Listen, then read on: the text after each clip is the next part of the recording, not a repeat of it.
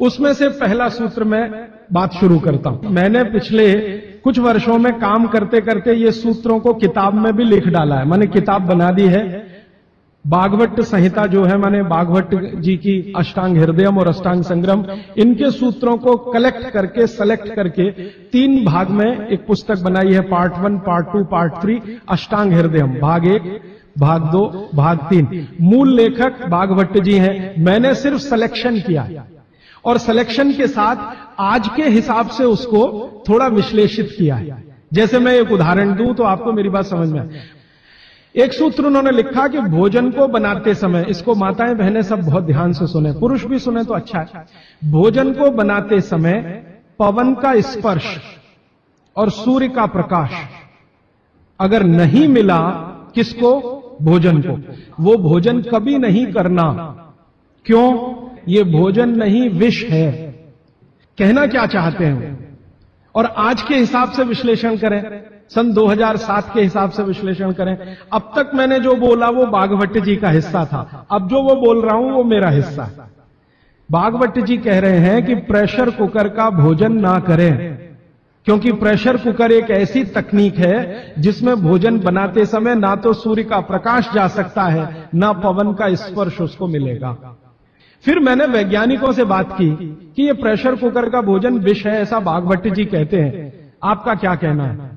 तो हमारे देश में CDRI नाम की एक बड़ी लेबोरेटरी है, सेंट्रल ड्रग रिसर्च इंस्टीट्यूट। वहां के 2 साइंटिस्टों ने कहा कि यार काम तो हमने करके देखा है, बात सही है भागवत जी।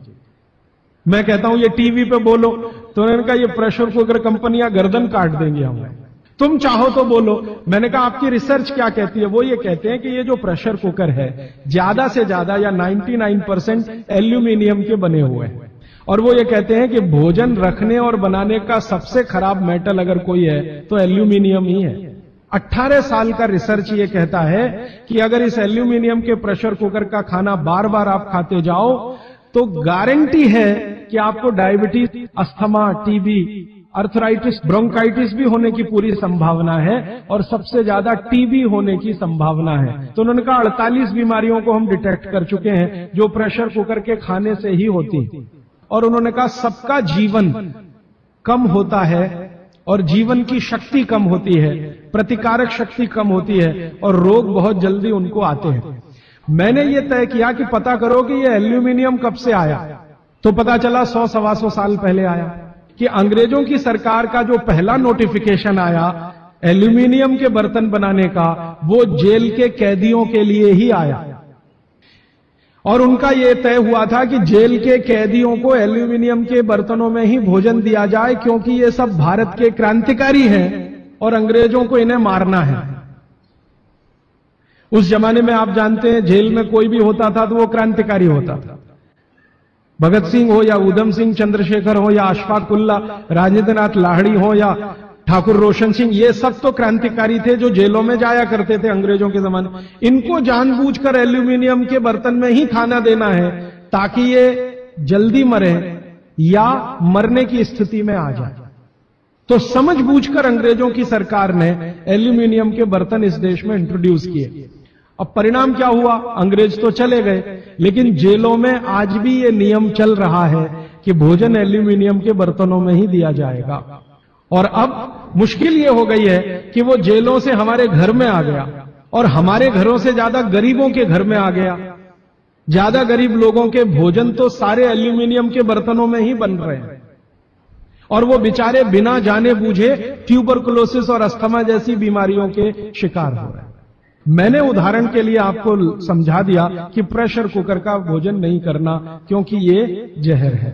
एक और चीज है अपने घर में, रेफ्रिजरेटर, और एक तीसरी चीज है अपने घर में, माइक्रोवेव ओवन।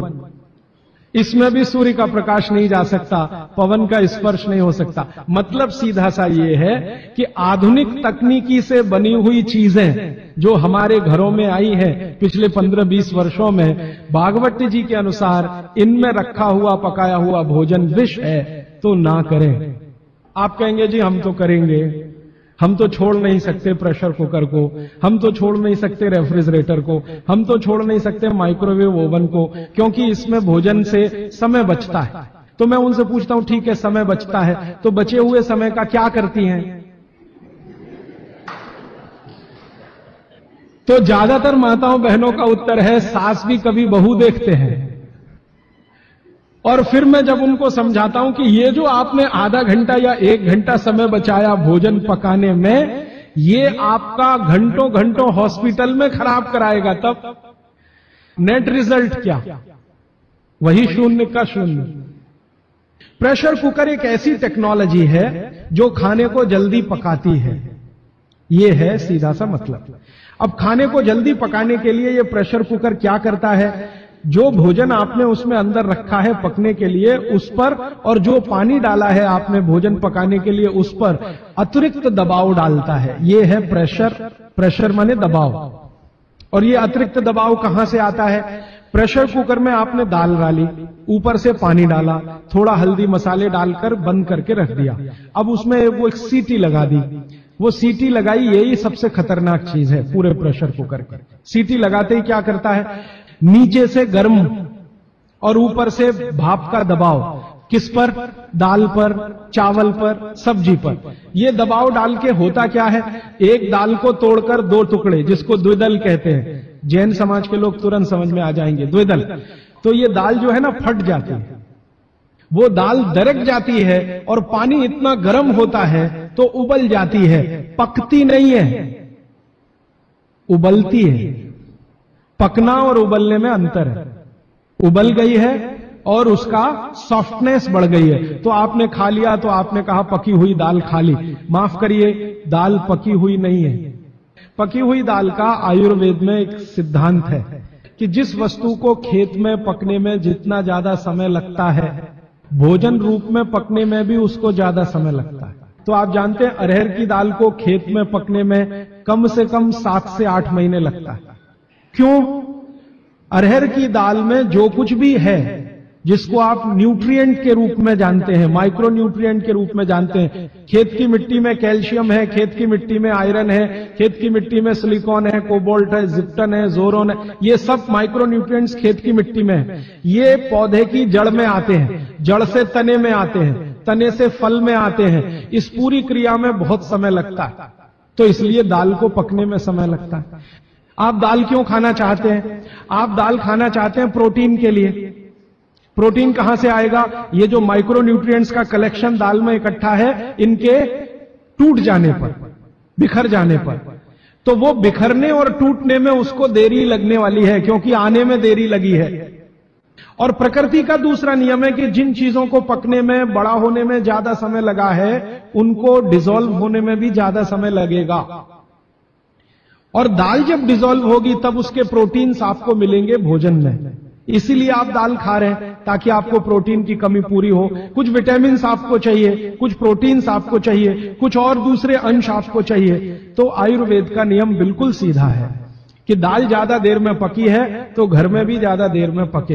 अब मेरे समझ में आया कि हमारे पुराने लोग जो बुजुर्ग थे वो कितने बड़े